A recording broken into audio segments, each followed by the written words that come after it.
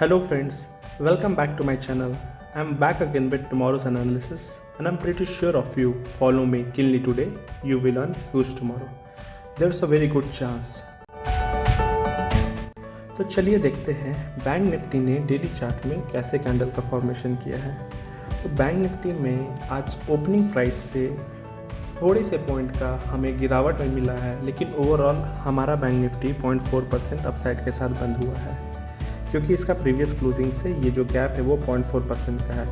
Overall market में एक weakness का साइन शो हो रहा है, लेकिन ये वीकनेस अभी इतना भी बड़ा नहीं है कि अभी ये एक इमीडिएट फॉल तुरंत ले आए।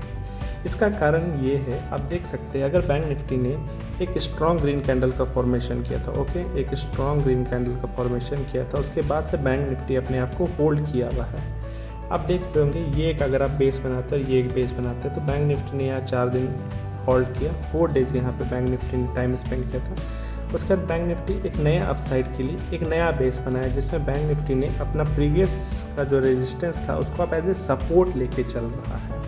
तो जब तक बैंक निफ्टी जो अपना प्रीवियस सपोर्ट मतलब रेजिस्टेंस था और अब जो ये सपोर्ट का काम कर रहा है, जब तक बैंक निफ्टी इसको नहीं तोड़ते तब तक बैंक निफ्टी में बड़ा वीकनेस आना अभी फ़िलहाल तो नज़र नहीं आ रहा है।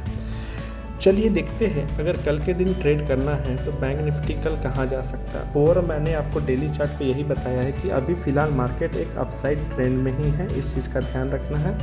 और इस रेंज को आप लोग अपने सिस्टम में भी बना के देख सकते हैं। ये रेंज अगर मैं आपको बता दूँ तो देखिए, ये 34,500 का था आपका पहला सपोर्ट, और अपसाइड जो था 35,200 का था, टू बी प्रिसाइज। ठीक है, अब वही हो रहा है मार्केट में। अब मार्केट अगर 35,200 आता है तो उसको अब एज ए सपोर्ट लेके काम कर रहा है। ठीक है, और अपसाइड के लिए मार्केट 35,700 मैक्सिमम बोले अगर शैडो लगा रहा है तो वो शैडो वहाँ पे लगा रहा है। तो ये ओवरऑल एक रेंज बन गया। ये 500 पॉइंट का रेंज है बैंक निफ्टी के लिए, यहाँ ये 700 पॉइंट के रेंज में काम कर रहा था। तो bank Nifty step by step धीरे धीरे ऊपर जा रहा है। पहला कहीं भी हम लोग शॉर्ट पोजीशन 35,200 के बिलो ही हम लोग क्रिएट करेंगे। ये हो गया आपका मेजर व्यू। चलिए हम लोग आवरली चार्ट पे देखते हैं आज मार्केट किस रेंज में था। तो आवरली चार्ट पे जो कि क्लियर विजिबल है, ये है हमारा आज का मार्केट। हमारा आज का मार्केट बहुत ही नैरो रेंज में आज काफ़ी ट्रेड किया है। अगर आप देखें तो 35,500 के ऊपर एक भी क्लोजिंग नहीं आया है, जबकि 35,550 मार्केट हाई लगाया है, जो कि बहुत ही कम देर के लिए था। कोई भी वहाँ पे कॉल पोजीशन पे एंट्री करना लोगों को ट्रैप करने के जैसा था मार्केट के लिए। अगर आप और ध्यान से देखें मार्केट को, जो कि हमें नज़र आ रहा है मार्केट में, देखिए कहने के लिए तो बैंक निफ्टी ने लो यहाँ पे लगाया है 35,250 का, लेकिन अगर आप देखें शुरू का पहले ही आवर में मार्केट यहाँ आ चुका था।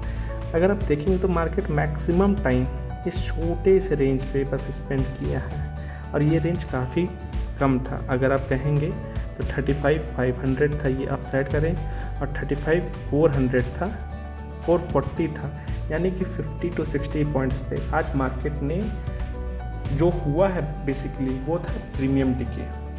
ये कब होता है? प्रीमियम डिके जनरली होता है मार्केट में कुछ बड़ा मूवमेंट के पहले 1 से 2 दिन या 3 दिन भी मार्केट प्रीमियम डिके करने का कोशिश करता है, क्योंकि जो भी आपका प्राइस होगा वो एटलीस्ट 50 to 60% स्लैश हो जाएगा, और आपको कोई भी आपका डिज़ायर्ड रिजल्ट मिलेगा भी नहीं, और आपका व्यू भी जो आप रखे होंगे उस पर आप श्योरिटी के साथ अब नहीं कह सकते कि इस एक्सपायरी में वो अचीव होगा या नहीं होगा। इस चीज़ का ध्यान देना ज़रूरी है। चलिए देखते हैं। ये तो मैंने आपको रेंज बता दिया। 15 मिनट का चार्ट पे हमें क्लियर कट पता चल जाएगा कि बैंक निफ्टी में आपको बेसिकली कल के दिन क्या करना है। ओवरऑल हमने बात किया कि अभी भी एक रेंज में ही रहने वाला है। मैंने आपको बड़े रेंज का पॉइंट्स भी बता दिया है।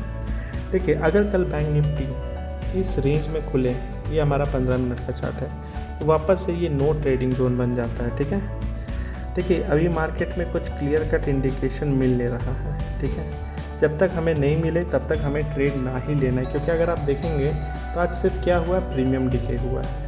इस प्रीमियम डिके बचने से अच्छा है कि आप ट्रेड नहीं लीजिए।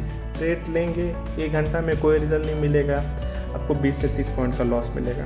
ठीक है, इट्स बेस्ट कि अगर मार्केट इसके ऊपर मान लीजिए यहाँ खुले, शुरू का 10-15 मिनट में इसके ऊपर क्लोजिंग दे दे, ठीक है, तब आप हायर टारगेट्स के लिए मूव कर सकते। सेम नीचे की ओर भी है। अगर मार्केट होल्ड कर ले इसको फिर एज ए रेजिस्टेंस या इसको एज ए सपोर्ट बना ले तभी आप प्ले कर सकते हैं। चलिए मैं टारगेट्स बताता हूँ आप लोगों को कि टारगेट्स क्या निकल के आ रहे हैं। अगर आप टारगेट्स का बात करेंगे तो सबसे पहले कल मार्केट में 35,500 के ऊपर 15 मिनट का अगर आप यहाँ पे देखें एक कैंडल क्लोज किया था, ठीक है। अगर कल के भी दिन एक कैंडल क्लोज करे तो फॉलोअप कैंडल का क्लोज होना काफ़ी ज़रूरी है। जैसे इसका फॉलोअप कैंडल देखिए नीचे ही आ गया, 35,500 के नीचे आ गया, जो इसको फिर नीचे की ओर धीरे धीरे ड्रैग करके ले आया। तो ऐसा नहीं होना चाहिए। ब्रेकआउट अच्छा था, कैंडल का स्ट्रेंथ भी अच्छा था, वॉल्यूम भी अच्छा था, लेकिन हमें कैंडल फॉर्मेशन में कभी भी सिंगल कैंडल से कंफर्मेशन नहीं मिलती है, सेकंड कैंडल देखना पड़ता है। तो सेकंड कैंडल हमने देखा, अगर अपसाइड है तो हम लोग एटलीस्ट 35,700 के लिए प्ले कर सकते हैं इसको। वहाँ से प्रॉफिट बुकिंग करना ज़रूरी है, क्योंकि मैंने आपको एक ब्रॉड रेंज में दिखाया कि 35,700 से 200 एक ब्रॉड रेंज है। उसके बाद देख लीजिए मार्केट को, अगर एक स्ट्रांग मूव कंटिन्यू हो रहा है तो फिर आप आगे उस मूवमेंट के साथ जा सकते हैं। सेम डाउन साइड के साथ भी है, आप इसी को अगर लेंगे 35,400 के भी कल अगर बिलो मार्केट ट्रेल करना शुरू कर दे तो पहला मार्केट 35,200 मैंने ब्रॉड रेंज में बताया, ये था हमारा सबसे बड़ा रेंज। इस टारगेट के लिए मूव कीजिएगा, फिर सेकंड टारगेट आपका 35,000 की ओर होगा। अभी बहुत ज़रूरी है अपने फंड्स को अच्छे से रखना, कारण ये है कि मार्केट अभी भी एक रेंज में है। इस रेंज में रहने की वजह से प्रीमियम डिके होता है। सेल ऑन राइज कीजिए, बाय ऑन डिप कीजिए। बीच में लेने का मतलब है कि आप फंस सकते हैं। तो ओवरऑल अगर मैं इसको कंक्लूड करूँ आज के एनालिसिस को, कि मार्केट अभी एक नैरो रेंज में अभी ट्रेड कर रहा है। ये रेंज जो है ये काफ़ी नैरो है, ठीक है। तो नैरो रेंज के होने की वजह से क्या होता है, प्रीमियम डिके होता है। प्रीमियम डिके से बचना है तो आपके पास सबसे होना चाहिए ज़रूरी कि आप पेशेंस से काम करें। जब रेजिस्टेंस पे आए मार्केट तो आपको सेल करना है, और जब सपोर्ट में मार्केट आए तो आपको बाय करना है। मेक श्योर कीजिए कि अगर मार्केट वन साइड मूवमेंट दे रहा हो तो फिर उस वन साइड मूवमेंट के साथ जाना ही बेहतर होगा। ब्रॉड रेंज मैंने आपको बता दिया, मार्केट में 35,700 आपका एक मेजर अपसाइड है जो कि रेजिस्टेंस है। लोअर रेंज 35,200 की ओर है, ये सपोर्ट है। इस दोनों में से कोई ब्रेक होता है तो ऊपर का टारगेट 36,000 की ओर चल जाएगा, से 36,200 भी जा सकता है। अगर मार्केट इसको ट्रेल करे तो 35,000 पहला टारगेट, फिर 34,500 की ओर भी जा सकता है। ओवरऑल मार्केट का ये ओवरऑल व्यू है मेरे लिए। हम लोग फिर कल मिलेंगे नेक्स्ट डे एनालिसिस के साथ। Thank you.